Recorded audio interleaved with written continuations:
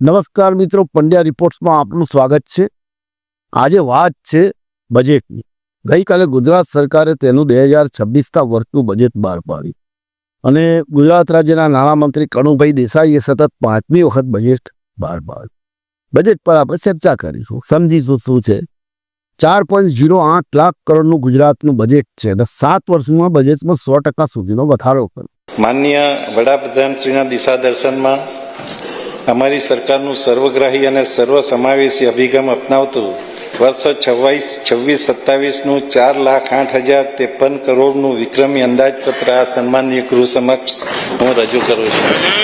મારા નામે ઘણા બધા રેકોર્ડ થઈ જશે, વારંવાર રજૂ કરવાનું અને આટલું મોટું વોલ્યુમ સાથે 4 લાખથી મોટું બજેટ, એટલે તમે નાણામંત્રીશ્રીને માન્ય મુખ્યમંત્રીશ્રી તમારે અભિનંદન આપવા પડે। બજેટમાં બધી વાતો થઈ, પણ બજેટનું જો ટાઇટલ આપણે આપવાનું હોય તો હરો ફરો ને મોજ કરો ને જય સોમનાથ એવું કહેવાય। કારણ કે સરકાર દ્વારા પ્રવાસન અને ધાર્મિક જે સ્થળો છે એના માટે સારી એવી રકમ ફાળવી છે અને એમાં એવું કહેવાય છે, એવું સમજવા આ પ્રવાસ અને જે ધાર્મિક સ્થળો પાસે ગુજરાતનું વૈભવી અને સંસ્કૃતિ સમૃદ્ધ રાજ્ય ગણાય છે અને લગ્ન સ્થળો વેડિંગ એના માટે પણ ગુજરાત એક હબ બની રહ્યું છે। તારા બજેટમાં વેડ ઇન ગુજરાત કેમ્પેઇન શરૂ કરવામાં આવશે, જોકે જેનો કેટલો ખર્ચ થશે એ ઉલ્લેખ કર્યો નથી બજેટમાં। પ્રવાસન યાત્રાધામ વિકાસ માટે સરકારે 3,090 કરોડ રૂપિયાની જાહેરાત કરી છે, જેમાં અંબાજી વિકાસ માટે 300 કરોડ તો ડાકોર, દ્વારિકા, માતાનો મઢ તથા ગિરનાર યાત્રાળુઓની સુવિધા માટે 20 કરોડ રૂપિયાની જોગવાઈ કરી। ગુજરાતના પ્રવાસન ક્ષેત્રને રાષ્ટ્રીય અને આંતરરાષ્ટ્રીય ફલક ઉપર પ્રસ્થાપિત કરવા વર્ષ 2026ને ગુજરાત પ્રવાસન વર્ષ તરીકે ઉજવવાની જાહેરાત કરી છે। રત્નાકર ગુંજતો ડમરૂ નાદ, સદ દશકે અખંડ સોમૈયાનું સ્વાભિમાન। હવે તો માન્ય નાણામંત્રીશ્રી પણ શાયરી કહેતા થઈ ગયા છે, વાહ। આપણે હરો હરો ને મોજ કરો જે ટાઇટલની વાત થઈ, ત્યારબાદ ગુજરાતના નવી જીઆઈડીસીની જાહેરાત, 5 નવા સેટેલાઇટ ટાઉનશીપ મોટા શહેરોમાં સ્ટાર્ટઅપ અને આઈ હબ વિકસાવાશે। મહત્વની વસ્તુ જે નવી જીઆઈડીસી બનશે આદિવાસી વિસ્તારોમાં બનશે, એક સારી બાબત છે અને હાઈટેક જીઆઈડીસી બને એવું સરકાર આમાં ધ્યાન રાખે અને ત્યાં આગળ ઇન્ડસ્ટ્રી ચાલે તો ત્યાંના આદિવાસીઓનો સૌથી મોટો પ્રશ્ન બેરોજગાર જે માઇગ્રેશનનો જે પ્રશ્ન છે એ ઘટી જાય। આગામી સમયમાં 25 જીઆઈડીસીને આધુનિક ટેકનોલોજીથી સ્માર્ટ બનાવવામાં આવશે, જેમાં રૂપિયા 1250 કરોડના રોકાણથી પાણી, વીજળી, ગેસ અને ડિજિટલ નેટવર્કનું સુદૃઢીકરણ કરવામાં આવશે। આ માટે રૂપિયા 50 કરોડના રોકાણથી વધુ બીજી 120 મિની જીઆઈડીસીનું નવીનીકરણ કરવાનું આયોજન છે। કારણ કે માઇગ્રેશન આદિવાસી વિસ્તારોમાંથી વધારે થાય એટલે એ આ 5 જે જીઆઈડીસી આદિવાસી વિસ્તારોમાં ખોલવાની વાત કરી છે એ બહુ સારી વાત છે। ખેડૂતોને 0% વ્યાજે ધિરાણ 9,324 કરોડ રૂપિયા, વીજ સહાય, સિંચાઈ સુવિધા માટે અંદાજિત 3,034 કરોડ રૂપિયા, દિવસે વીજળી મળેલા। અહીંયા આગળ ખરેખર વીજ લાઈનો સુદૃઢ કરવાની જરૂર છે। એગ્રી ખેતીવાડી જે વીજ લાઈનો છે સુદૃઢ કરવાની જરૂર છે, એની પાછળ પૈસા ખર્ચવાની જરૂર છે અને વીજ લોસ અને વીજ વિક્ષેપ ફોલ્ટ એ વધારે થાય છે, તેની પર સરકાર ધ્યાન આપે। બીજી એક બાબત છે કે એમને જે ખેડૂતોને 0% વ્યાજે ધિરાણ, હવે આ તો 3 લાખ રૂપિયા સુધી એને 0% ધિરાણ આપવાની યોજના ચાલે જ છે વર્ષોથી, એની એ રિન્યુ કરતા જાય છે। પણ એવું છે કે ગત વર્ષમાં 5 લાખ રૂપિયા સુધીનું ધિરાણની વાત હતી, આપીશું અને 0% વ્યાજે। એ જે 5 લાખ રૂપિયાનું ધિરાણ આપવાની 0%ની ખેડૂતોને વાત હતી, એ ગયા બજેટ પછી એક પણ બેંકમાં એનો કાગળ આવ્યો નથી, લેટર, અને એ વાત હવાઈ ગઈ છે। ધિરાણ મળે 5 લાખ રૂપિયા, પણ એની પર નિયમ મુજબ વ્યાજ ગણાય છે। એટલે સરકાર અને નાણાં વિભાગે આ ધ્યાન રાખવાની જરૂર છે અને વિપક્ષે પણ આની પર સરકારનું ધ્યાન દોરવાની જરૂર છે। બજેટનો 65% ખર્ચ વિકાસ પર છે, બાકી પેન્શન, પગાર, વ્યાજ થતા અન્ય પર છે। આમાં જે GYAN ધ્યાન રખાયું છે બજેટની અંદર ભારતીય જનતા પાર્ટી સરકાર દ્વારા, એમાં ગરીબ પરિવારોને ઘરનું સ્વપ્ન સાકાર કરવા 3 લાખથી વધુ આવાસ બનશે. પ્રધાનમંત્રી આવાસ, આંબેડકર આવાસ, પંડિત દીનદયાળ આવાસ, હળપતિ આવાસ યોજનાની સહાયથી 1.20 લાખથી વધારીને 1.70 લાખ રૂપિયા રકમ કરાય. રાજ્યની 36% વસ્તી યુવાનોની બજેટમાં શિષ્યવૃત્તિ માટે 4,827 કરોડની જાહેરાત. ઉચ્ચ અભ્યાસ માટે 10 જિલ્લામાં 20 સ્થળે સમરસ કુમાર અને કન્યા છાત્રાલય બનશે, જેમાં 13,000થી વધુ યુવાનોને લાભ મળશે એવી વાત થઈ. અન્નદાતા ખેડૂતોને આપણે વાત કરીએ એમ દિવસે વીજળી આપવા માટે 2,175 કરોડ રૂપિયાની ફાળવણી. કિસાન ક્રેડિટ કાર્ડમાં 4% વ્યાજ રાહત માટે 1,252 કરોડની જોગવાઈ. મિની ટ્રેક્ટર, ખાતર અને ઉપકરણો ખરીદવા માટે 1,612 કરોડની ફાળવણીની વાત કરી. નારી શક્તિની વાત કરીએ તો નવી સખી સાહસ યોજના જાહેર કરવામાં મહિલાઓને સાધન સહાય, લોન ગેરંટી, તાલીમ માટે 100 કરોડની જોગવાઈ. અમદાવાદ, વડોદરા, સુરત, રાજકોટ અને ગાંધીનગર વર્કિંગ વુમન હોસ્ટેલ બનાવવામાં આવશે. આ બધી વાતો થઈ છે, એની પર ચોક્કસ સમજ જેટલો થાય છે તો સમય બતાવશે. પણ બધું મળીને રાજ્ય સરકારના સૌથી વધુ ફોકસ કયા ક્ષેત્ર પર છે? રાજ્ય સરકારનું ફોકસ પ્રવાસન, ડિજિટલ ગવર્નન્સ, પ્રાદેશિક વિકાસ, સ્પોર્ટ્સ, ઇન્ફ્રાસ્ટ્રક્ચર વિકાસ પર છે. આંકડાકીય રીતે શહેરી વિકાસ માટે 33,503 કરોડ રૂપિયા, માર્ગ અને મકાન માટે 29,709 કરોડ રૂપિયા, જળ સંપત્તિ માટે 25,960 કરોડ રૂપિયા જેવા ક્ષેત્રો મોટો હિસ્સો ફળવાયો છે. શિક્ષણને 63,183 કરોડ રૂપિયા અને આરોગ્યને 25,403 કરોડ રૂપિયા ફાળવી માનવ વિકાસ પર ફોકસ જોવા મળે છે. અહીંયા ઓલિમ્પિકની વાત છે કે ઓલિમ્પિકની અંદર 155% જેટલો બજેટની અંદર વધારો સ્પોર્ટ્સ માટે કરાયો છે. એમાં ખાસ આ ઓલિમ્પિક જે આગામી વર્ષોની અંદર અમદાવાદમાં યોજાવાનું છે, એટલે અમદાવાદ ઓલિમ્પિક રેડી સિટી બને, નવા સ્ટેડિયમ મળે, નવું ઇન્ફ્રાસ્ટ્રક્ચર મળે, એના માટે સરકારે પ્રયત્ન કર્યો છે. એ તો વાર છે, હજી પેલું અમે કહેવાતે ઓબે મોરને કરાવે લારો એમ. કાલે એક ભાઈ ચર્ચા કરતા હતા કે 2047 પર ફોકસ છે સરકારનું. એટલે બજેટ તમે 2026નું બહાર પડશે ને 2047નું ફોકસ કરશે, વચ્ચેનું શું કરીશું એમ. એટલે આ ફોકસ પર સરકારે ખરેખર એ વર્ષ પર તમારી પાસે આવક થશે, કેન્દ્રમાં તમારી મોસાળે પેલી કંઈ માં પીરસનારી માનીય વડાપ્રધાન શ્રી ગુજરાતના છે ને એ મુખ્યમંત્રી વડાપ્રધાન શ્રી, ત્યાં થોડું ધ્યાન આપો. અને આટલા બધા રૂપિયા તમે 47માં પેલા ભાઈ તાલે નિષ્ણાત હતા અમારી સાથે ચર્ચા કરતા હતા, એટલે બજેટ એક જ વર્ષનું બહાર પાડવામાં, આવતા વર્ષે બીજું પડશે. ત્યાં સુધી એવી આવક ઊભી કરો ને, આ એક સરકારનો ટકોર છે. વેપાર ઉદ્યોગને વેગ મળે એ માટે બજેટમાં ટેક્સટાઇલ એકમોને સહાય માટે 2755 કરોડની જાહેર જોગવાઈ છે. ધોલેરામાં ઇન્ફ્રાસ્ટ્રક્ચર ઓગમેન્ટેશન હેઠળ રસ્તાઓનો વિકાસ કરવા માટે 182 કરોડ, ગુજરાત ઇન્ટિગ્રેટેડ લોજિસ્ટિક સગવડો વધારવા માટે 30 કરોડ રૂપિયા ખર્ચાશે. આ ઉપરાંત નિકાસ ક્ષમતા વધારવા ગુજરાતના એક્સપોર્ટ પ્રમોશન કાઉન્સિલની સ્થાપના જાહેરાત છે. ઔદ્યોગિક પાર્ક માટે 55 કરોડ રૂપિયા, સ્માર્ટ ઔદ્યોગિક વસાહતો સ્થાપના માટે 50 કરોડ રૂપિયાની જોગવાઈ છે. હવે આજે આપણે જોયું કે 155% બજેટમાં સ્પોર્ટ્સના બજેટ માટે વધારો કર્યો છે. અમદાવાદમાં કોમનવેલ્થ ગેમ્સના આયોજનને ધ્યાન રાખી શહેરને ઓલિમ્પિક રેડી સિટી 1278 કરોડની જોગવાઈ કરાય છે. વિચાર કરો તો વિવિધ જિલ્લાઓમાં સ્પોર્ટ કોમ્પ્લેક્સ માટે 165 કરોડ ફાળવવામાં આવ્યા છે, જેનો સીધો ફાયદો યુવાનોને છે. વર્લ્ડ ક્લાસ હોકી સ્ટેડિયમ માટે 90 કરોડ રૂપિયા ફાળવાયા છે. હવે આ જે જિલ્લાઓમાં સ્પોર્ટ્સ કોમ્પ્લેક્સ માટે આટલા બધા રૂપિયા ફળવાયા છે, પણ જે સરકારી સ્કૂલો છે ગામડાઓમાં, જેથી આ જે આપણા દીકરાઓ યુવાન બનીને તૈયાર થવાના છે રમવા માટે, ત્યાં તો મેદાન નથી, શહેરોમાં મેદાન નથી. એટલે પહેલાં સરકારે આ બધા જે ગ્રામ વિસ્તારો હોય, શહેર વિસ્તાર હોય, સરકારી સ્કૂલોમાં મેદાનની વ્યવસ્થા કરવી પડે. ત્યાંથી રમશે તો પછી રમશે, એમને એમ રમશે ગુજરાત કે પૈસા ફાળવી દેવાથી ગુજરાત રમવાનું નહીં, બરાબર? બાકી ઘણું બધું રમાય છે પૈસાથી. એટલે એ આ બધું ધ્યાન રાખીને જે ગામડાઓમાં અને શહેરોની અંદર જે રમતના મેદાનો હોવા જોઈએ એ જરૂરી છે. આ બધી વાત કરી અને બજેટમાં નાણાકીય વ્યવસ્થાપનની કાળજી માટે વિકાસ દર જાળવવાનો એક પ્રયાસ થયો છે. જે જીડીપી છે એને જાળવી રાખવાનો પ્રયાસ થયો.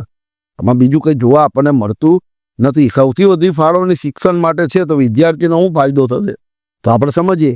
પ્રાથમિક માધ્યમિક સ્કૂલોમાં માળખાકીય સુવિધા માટે 3,055 કરોડ રૂપિયા ફાળવવામાં આવે. 13 લાખ વિદ્યાર્થીઓને બસ પાસ કન્સેશન માટે 223 કરોડ રૂપિયા ફાળવાયા.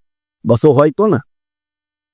16 નવી કોલેજ શરૂ કરવા, 20 કોલેજના બાંધકામ તો 8 કોલેજમાં નવા પ્રવાહ શરૂ કરવા 126 કરોડની જોગવાઈ છે. કોલેજ યુનિવર્સિટીમાં સ્પોર્ટ્સ સુવિધા માટે 96 કરોડ, તો મુખ્યમંત્રી સ્વાવલંબન યોજના માટે 400 કરોડ રૂપિયા અપાય છે, જેનો લાભ 90,000થી વધુ વિદ્યાર્થીઓને મળશે. અહીંયા આગળ શિક્ષણ વિભાગ માટે જાહેરાત કરવામાં આવી છે, પણ મૂળ વસ્તુ એ છે કે તમે નવી કોલેજો ઊભી કરી, અંદર નિષ્ણાત પ્રોફેસરોની ભરતી કરો. કારણ કે આપણે થોડા વર્ષો પહેલા કેટલાક વિસ્તારોની અંદર સાયન્સ કોલેજો ચાલુ કરી, ગ્રામ વિસ્તારોની અંદર. હવે એમાં પ્રોફેસરોની ભરતી, વિદ્યાર્થીઓનો અભાવ, બધા કારણોસર કોલેજો બંધ થઈ ગઈ. કારણ કે તમે એક જ વિસ્તારમાં, જિલ્લામાં સાયન્સ કોલેજ અલગ અલગ વિસ્તાર સુધી 2 કે 3ની મંજૂરી હોય સરકારી, એનાથી વિશેષ ન હોય. હવે એનાથી વિશેષ તમે થોડા અંતરે સાયન્સ કોલેજની મંજૂરી આપો, સરકારી પ્રાઇવેટ બધી સાયન્સ સ્કૂલોની મંજૂરી આલો, તો પછી તકલીફ પડવાની. એટલા બધા વિદ્યાર્થીઓ લાવવા કઈ છે, એટલે પરિણામે શાળાઓ કોલેજો બંધ થઈ જાય. આ વસ્તુ સરકારે સમજવી છે, અને જે આપણી પાસે છે શાળા કોલેજો એને જ મજબૂત કરો. અને આમાં પીપીપી મોડેલ લાવો, એના સહયોગથી તમે કરી શકો છો. બજેટની અંદર આટલા બધા રૂપિયા ફાળવાથી જે નેગેટિવ અસરો છે, નેગેટિવ અસર શું હોય બજેટની, એ આપણે એ સમજવાની કોશિશ કરીએ.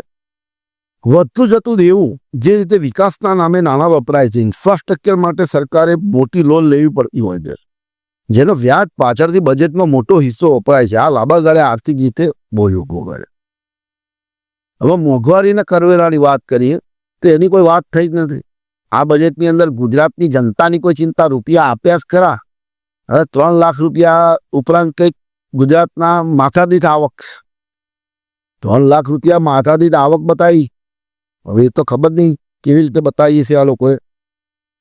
એટલે મોંઘવારીથી ગુજરાત સરકારને, ગુજરાતના લોકોને, મધ્યમ વર્ગને રાહતની બજેટમાં કોઈ જ વાત કરી નથી. મોંઘવારીનો મય બોલ્યા નથી આ લોકો. કદાચ ના પાડી હોય કોઈએ. પેટ્રોલ ડીઝલમાં વેટ અને અન્ય સીસમાં ઘટાડો કરવો જરૂરી હતો આ બજેટની અંદર. એ તમે કર્યો હોત તો મોંઘવારી પર અંકુશ આવત. કારણ કે અત્યારે મોંઘવારીથી આવક કદાચ વધી હોય, એમના આંકડા મુજબ, એમને જે આકલન કર્યું, એમને જે નિષ્ણાતોને ફોર્મ આપ્યું હોય, અને એમને માથાદીઠ આવક વધારી હોય, પણ મોંઘવારી લોકોને નડે છે. આપણે એ આવકમાં પડવું નથી, પણ મોંઘવારીનો પ્રશ્ન ગંભીર છે રાજ્યની અંદર અને દેશની અંદર. એના માટે કોઈ પ્રયત્ન ગુજરાતના બજેટમાં થયો નથી. વીજળીના દરો, પ્રોપર્ટી ટેક્સમાં પરોક્ષ વધારો પણ મધ્યમ વર્ગને અસર કરે. અને અત્યારે તો પેલું પાછું સ્માર્ટ મીટર વાળું રમેણી ચડી છે. સરકાર અને ગ્રાહકો બેની વચ્ચે સંકલન નથી. એટલે સ્માર્ટ મીટર જ્યારે ચોંટાડવા જાય ત્યારે માથાકૂટ થાય છે, લગાવવા જાય ત્યારે. એટલે એ સરકાર અને ગ્રાહકો અને વીજ કંપની વચ્ચે કોઈ સંકલન નથી આ બાબતે. બેરોજગારી, રોજગાર સર્જન માટે વાતો થાય છે, બજેટમાં વાતો થઈ હશે, અને એવી કોઈ આંખો ઉડીને વર્ગે એવી વાત નથી થઈ. તેની વિશ્વસનીયતા ઊભી થાય તેવી કોઈ વાત થતી નથી. બેરોજગારીની વાતો થાય, રોજગાર સર્જનની વાતો થાય, પણ એની વિશ્વસનીયતા આવે. પેલા યુવાન નોકરી ભણી ગણીને ડિગ્રી મેળવે, પછી એને એવું થાય કે મને નોકરી મળશે, એવી વિશ્વસનીયતાવાળી કોઈ વાત થઈ નથી. પાકા પાયે વાત થતી નથી. આ તો કેવું, સરકાર એની ભરતી કરે એ વસ્તુ ઠીક છે, પ્રશસ્તિ પત્ર આલે ને નોકરીનું પત્ર આલે કે ભાઈ તને આજે નોકરી મેળવો રાખે. પણ પ્રાઇવેટ કંપનીમાં નોકરી મળે તો એ સરકાર એવું કહે છે કે આ તો અમે હલાવીએ. આનંદ એ જેનો લાભ લેવાનો હોય એ લોકો લે છે. એટલે આ બધું સમજવા જેવું છે. ગ્રામ વિસ્તારમાં શિક્ષણ અને આરોગ્ય, સરકારી શાળાઓમાં સુધારણા, હોસ્પિટલોની હાલત સુધારવા. આજે આપણે ગામડામાં મોટાભાગે તો કોંગ્રેસ સરકાર વખતે પીએચસી બન્યા હતા, એમની હાલત સુધરે. આજે ઘણા પીએચસીમાં તમે જોજો, કોરોના પછી સરકાર ઉત્સાહમાં આવી ગયેલી, સાહેબ ઓક્સિજન લાઈનો ગોઠવી દીધી, આ તે પ્લાન્ટ ગોઠવી દીધા. પણ એ ઓક્સિજન ગામડાઓમાં મળે છે? ઓક્સિજન એને ધારો કે જરૂર પડી, કિલ્લા મથકથી 50 કિલોમીટર દૂર, 40 કિલોમીટર દૂર, 100 કિલોમીટર દૂર ગામ હોય, એમાં પીએચસી હોય, એમાં ઓક્સિજનની સુવિધા કદાચ તમે ઊભી કરી દીધી, તો ઓક્સિજન ચડાવવા માટેનો જે જાણકાર ડૉક્ટર છે એમાં ચેક નહીં. એ પાછી મહત્વની વાત છે. કારણ કે તમે પેલા બોન્ડ આધારિત ડૉક્ટરો મૂકો છો. એમબીબીએસ આજે ગ્રામ વિસ્તારોની અંદર પીએચસી હોય, એની અંદર એક ડૉક્ટર તમારો જે પેલો આયુર્વેદ ડૉક્ટર હોય એ તમે જેન્ટ્સ રાખો, અને એમબીબીએસ ડૉક્ટર તમે લેડીઝ રાખો. કારણ કે બહેનોને પણ એટલા બધા પ્રશ્નો હોય છે આરોગ્ય વિશે કે ગામડાની બહેનો તો વાત કરતાં પણ પુરુષ ડૉક્ટર જોડે શરમાતી હોય. તો એ સ્પેશિયલ જોગવાઈ ગોઠવણા, બોન્ડ બંધ કરતો, બોન્ડ આધારિતની કાયમી ભરતી, કાયમી MBBS ડૉક્ટરોની ભરતી કરો. તમે જે રીતે સારા કોલેજોમાં ભરતી કરવામાં આવે છે એવી રીતે ડૉક્ટરો મૂકો, એમને વ્યવસ્થિત પગાર આપો. કારણ કે આરોગ્ય પર ખરેખર ધ્યાન આપવું પડશે. આરોગ્ય પર આપણી સરકારો પૈસા કરતી હશે જાગૃતિ માટે, પણ ખરેખર ગુજરાતમાં આરોગ્ય માટે, ગુજરાતમાં અને દેશમાં આરોગ્યની બાબતે ઝીણામાં ઝીણી નજર રાખવી પડશે, નહીં તો આગામી સમય ડેન્જર આવશે. કૃષિ પડકારો છે આપણી સામે. આ દિવસે લાઇટ આલું, આ બધું આપણે બજેટમાં કહી દીધું, બરાબર છે કે ભાઈ 4% એટલે લોન મળશે, સાધનો લાવવા માટે સહાય આપશે. પણ મૂળ પડકારો ખેડૂતો માટે સબસિડીની જાહેરાતો થાય. સબસિડી જાહેરાત થાય છે તો પાક વીમો, ટેકાના ભાવ, સિંચાઈ વ્યવસ્થામાં હજુ પણ ઘણી બધી ખામીઓ છે. આ સિંચાઈ વ્યવસ્થામાં ખામીઓ છે. ભાઈ પાક વીમાના પેલા જે ખેડૂતોના નાણાં ચૂકવવાના એમાં પણ બધી મળાગાંઠો છે. અને ટીકાના ભાવ MSP એમાં પણ બધું તકલીફવાળું કામ છે. ખેડૂતોને જે જોઈએ છે એ રીતે ભાવ મળતો નથી, ખેડૂતોને નુકસાન થાય છે. વીજળી દિવસે આપવા માટે ખરેખર ગુજરાતની અંદર 8 કલાક જે વીજળી આપે છે એની જગ્યાએ 12 કલાક વીજળી આપતી જેવી જોગવાઈ હોય છે. કારણ કે આપણી પાસે સરપ્લસ વીજળી છે એવી વાતો થાય છે બીજા રાજ્યોની અંદર જઈ. તો ગુજરાતના ખેડૂતને 12 કલાક વીજળી મળે સતત દિવસે, અને એની વીજ લાઈનો જો સુધારવામાં આવે તો TND લોસ છે જે વીજ કંપનીઓનો એ ઘટી જાય, અને એનાથી ખરેખર ફાયદો ખેડૂતોને મળે એમ છે.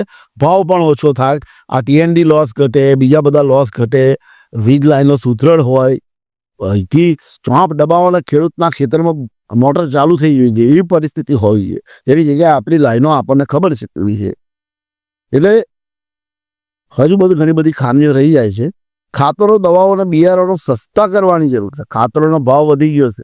આપણે તો 2022માં ખેડૂતોની આવક ડબલ કરવાની વાત હતી. આ તો 26 આવ્યું, હજુ ખેડૂતોની આવક ડબલ થઈ નથી. એ કેવી રીતે વાત થઈ હતી અને કેવી રીતે ડબલ કરવાના હતા એ જરાક અહીંયા આગળ તમે હવે એનો અભિગમ ચાલુ કરી દો. એ કાર્યક્રમ મૂકો લોકો સામે, ખેડૂતો સામે. ખેડૂતો એ રીતે મંડી પડે તેમની આવક ડબલ થઈ જાય. સમજ્યા? કારણ કે આ વાતો થાય છે પણ એનો કોઈ અમલ થતો નથી, ખાલી હવામાં ગોળીબાર થતા હોઈએ. હવે આમાં આ બધું કરવામાં આપણે તો એવું કહીએ કે ભાઈ નવું કરવું હોય તો આપણે દેવું કરવું પડે, બધું કરવું પડે. એ વાત ચોક્કસ છે સરકારની, આપણે એને સમજીએ છીએ. પણ સરકાર ધારે તો એ ખર્ચ ઘટાડી શકે, બિનજરૂરી ખર્ચમાં કાપ મૂકી શકાય કે સરકારી કાર્યક્રમો જાહેરાતો પાછળ ખર્ચ બંધ કરવો જોઈએ. આપણે જોઈએ કંઈક નાની અમથી જાહેરાત હોય, એ સાહેબ 2000 ને 3200 ને પબ્લિકને એમને નાસ્તો આલવો ને મોટી મોટી જાહેરાતો, મોટા મોટા હોર્ડિંગ ને ખરવો રૂપિયા જાહેરાત પાછળ ખર્ચે. એ જાહેરાતો તમે બંધ કરી દો, સીધું લાભાર્થીને લાભ આલો. એ ગામડાનો હોય, શહેરનો હોય કે મેટ્રો સિટીનો હોય, એને જે લાભ આલવા માંગતા હો તમે સર્વે કરાવો, અને એ માણસો સર્વેવાળા કરીને કરે કે આને ખરેખર લાભ જરૂરી છે, એવા વ્યક્તિને લાભ મળે. આ ગામડાઓમાં આવાસમાં 1,70,000 રૂપિયા તમે 1,20 1,70 વધારો કર્યો, આભાર છે. પણ 1,70,000 નો આવાસ બને? આ PPP મોડેલ ગામડામાં લાવો. ગામડામાં તમે બનાવો, જગ્યા બધી ઘણી બધી છે, ગૌચરોની ને લોકોએ પચાઈ પાડેલી આ બધી, એ બધી જગ્યા ખોલાય ને એની અંદર તમે તૈયાર કરો આ વડોદરાના, અમદાવાદના, સુરત જેવા મોડેલ, બબે તતનમાનના બિલ્ડિંગ ફ્લેટ, અને એમાં આ ગામડાવાળા ગરીબ લોકોને આવાસ આલો જો તમારે કરવું હોય તો. કારણ કે આવાસ યોજનામાં બી બધા લોચા જ છે. અહીં તો મંજૂર કર્યા ત્યાંથી પાછા પેલાને ફોટો પાડવાના પૈસા આ બધું, એટલે એ અટકે. અને આ રીતે PPP મોડેલે ગામડાઓમાં પણ તૈયારી કરવી પડશે. કારણ કે તમે એકલા શહેરો પર ફોકસ કરી અને અહીંયા આગળ રોડના પૈસા આલ્યા, અને પ્રધાનમંત્રીને સડક યોજનાના, આવાસ યોજનાને, પાણી પુરવઠા યોજનાને, નલ સે જલમાં પૈસા ખાઈ ગયા. મનરેગામાં એવું થયું. એટલે ગામડાઓમાં શું છે, અને એ બધા પાછા ખાવાવાળા આ જ હોય, ગામડાવાળા જ હોય, બીજા કોઈ બહારથી આવતા નહીં. કારણ કે એ અધિકારીઓ જે પેલા કર્મચારીઓ આવે ઉપરના તપાસ કરે એમને ટકાવારી હોય, પણ મોટા મોટા જે તપેલા ભરીને ખાય છે આ લોકો છે. એટલે એ પર સરકાર ધ્યાન આપે, વોચ રાખે. કરવેરા સિવાયની આવકમાં વધારો કરવો જોઈએ. એટલે કરવેરા સિવાય, કરવેરામાં તમે મધ્યમ વર્ગ અત્યારે મોંઘવારીથી પીસાઈ રહ્યો છે, એમાં કોઈ તમે વધારાનો ટેક્સ ન નાખો. પણ એ સિવાયની આવક જે કુદરતી સંપદા છે આપણી પાસે, રેતી છે, પથ્થર છે, પાણી છે, એ સિવાય આ ખનિજ છે, લાકડા છે, જંગલની પેદાશો છે, એની પર તમે વધારો ને ઘણી બધી આવક થશે. તમારી રીતિ તો 2 નંબરમાં જાય છે, તમારું ખરીદ તો ચોરી થાય છે. તો ધન્ય છે પેલા મકવાણા જેવા અધિકારીઓ છે તો પકડાય છે, બાકી બધું બારોબાર જાય છે ને એમાં સેટિંગ હોય છે. તમારા ખાણ ખનીજના અધિકારીઓ જઈ શંકા લાગતી હોય તે તપાસજો, એટલે ખબર પડશે. તમારા સાંસદ મનસુખભાઈ વસાવાએ આ ખનીજ ચોરી માટે અવાજ ઉપાડ્યો હતો. હવે આ ચોરી અટકી જાય તો કેટલી બધી આવક થાય સરકારને. એટલે તમે દરેક જગ્યાએ તપાસ કરો. અને રોયલ્ટી, જે લોકો રોયલ્ટી કરીને જેને મંજૂરી આપી છે રેતી કાઢવાની, પથ્થર કાઢવાની, એની હો તપાસ કરો. તમે આલી છે 50 વીઘામાં અને એવો ખોદતો હોય 150 વીઘામાં, એટલે તપાસ રાખો. નહીં તો પછી આ બધી વાતો કરવાનો કોઈ મતલબ નથી. રોજિંદા ખર્ચ માટે સરકારે દેવું ના કરવું. રોજિંદો તમારો જે ખર્ચ છે એના માટે સરકારે કોઈ દેવું ના કરવું જોઈએ. જાહેર ભાગીદારી મોટા પ્રોજેક્ટ સંપૂર્ણપણે સરકારી ખર્ચે બનવાને બદલે આપણે વાત કરીએ એમ પીપીપી મોડલ પર બનાવવા જોઈએ. એટલે જાહેર સાહસો, ઉદ્યોગપતિઓ સાથે સંકલન કરીને આવા બધા ઘણી બધી યોજનાઓ બની છે. એવું દરેક જગ્યાએ ગામડામાં આવાસ બનાવો તો તમે કરો ને અદાણી અંબાણી જોડે પ્રોજેક્ટ. ચાલો 1,70,000 રૂપિયા સરકાર આપે, 1,70,000 એવાય કાઢે અને અમુક પૈસા એના નક્કી કરો 60-40 જેવું, કે જેને લાભ લેવો હોય થોડા ઘણા પૈસા આલે સરકારને. બધું શક્ય બને, ના કેમ બને? એટલે એ પીપીપી મોડેલ આ ક્ષેત્રમાં, દરેક ક્ષેત્રમાં, ગ્રામ વિસ્તારોમાં પણ લાગુ પડવું છે, જેનાથી સરકારનો ખર્ચ ઘટશે અને જે પેલી યોજના બનશે એ સારી બનશે. ટેક્સ કલેક્શનમાં સુધારો કરવો જોઈએ. જીડીપીના ચોક્કસ ટકાથી વધારે દેવું ન કરવું જોઈએ. જે આમાં શું છે કે આ બધું તમે અત્યારે આ બધું કરીને આવકનું તમારું ઠીકોણું ના હોય, મોંઘવારીનો પ્રશ્ન નડતો હોય, બધાય પ્રશ્ન આપણે સમજીએ છીએ. સરકાર ચલાવવું એ કંઈ સર્કસ ચલાવવા જેવું નથી. એની પાછળ ઘણા બધા દિમાગો લગાડવા પડે, નિષ્ણાતો બેસાડવા પડે. અને એ આર્થિક રીતે, મૂળ વસ્તુ આર્થિક છે. આર્થિક રીતે સરકાર મજબૂત ન હોય, એની આવક પરફેક્ટ હોય, પહેલાં આવક ઊભી કરીને પછી આપણે કરીએ, આમાં કંઈ મજાકની વાત નથી. આ બધા પ્રોજેક્ટ બનાવવા, એનું કામ કરવું, એની પર કેટલું દિમાગ ચાલતું હોય છે. એટલે એ લોકો પણ નિષ્ણાત બેઠા હશે, એમની પાસે પણ રજૂઆતો આવતી હશે, એ લોકો જાણતા હશે. બસ ચોક્કસ આપણાથી નિષ્ણાતોને લઈને જેને માનતા હોઈએ, જે ખરેખર ચોક્કસ આ રાજ્યનું ગ્રામીણથી લઈને મેટ્રો સિટી સુધીનો ડેવલપમેન્ટ કેવી રીતે થાય, પ્રશ્નો કેવી રીતે ઘટે, ઓછા ખર્ચે બધું કામ કેવી રીતે કરી શકાય, સરકારે કયો ખર્ચો ઘટાડવો જોઈએ. હમણાં પેલી બસની વાત કરી કે ભાઈ વિદ્યાર્થીઓ માટે કન્સેશન, પાસમાં કન્સેશન માટે 200 કરોડ ઉપર પડવાયા છે. તો બસો આવતી હોય તો ને તમે તપાસ કરી ગ્રામ વિસ્તારમાં બસો, એટલે એ બધા પૈસાનો મતલબ તમે બસો ફાળવો ને, બસો ફાળવો. ક્રાઇટેરિયા નક્કી કરો કે આ જ વિદ્યાર્થીને આપણે પાસ આપવો છે, આને નથી આપવો.